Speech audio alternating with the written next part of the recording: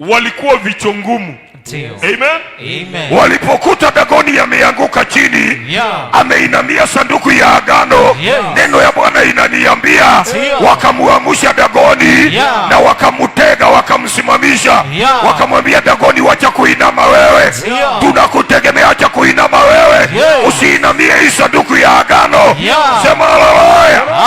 Amen. Amen. Wakawacha Dagoni pale, akapaki na sanduku ya agano.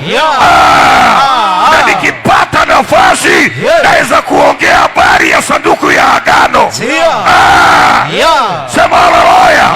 Unajua hiyo sanduku ya agano ndani yake iko na zile amri 10 zile Musa alipatia wana wa Israeli.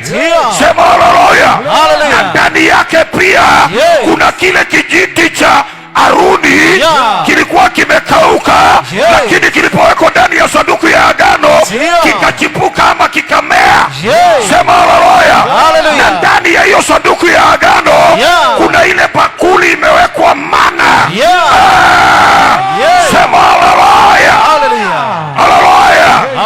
Ambia jirani yako, ndani ya sanduku ya agano kuna kila kitu. Ndani ya sanduku ya agano kuna, mwambie kuna mana, ni chakula.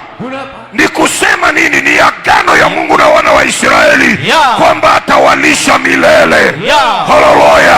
Na ndio maana Daudi anasema nilikuwa mtoto na leo nimekuwa mtu mzima, sijawahi ona mwenye haki amedhihakiwa ama watoto wake wakiomba chakula.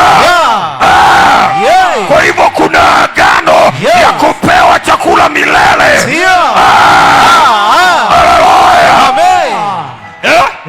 Na pia kuna agano ya kile kijiti ambacho kilikuwa kimekauka kilimea. Kuna agano ya kwamba Mungu wetu ni wa miujiza.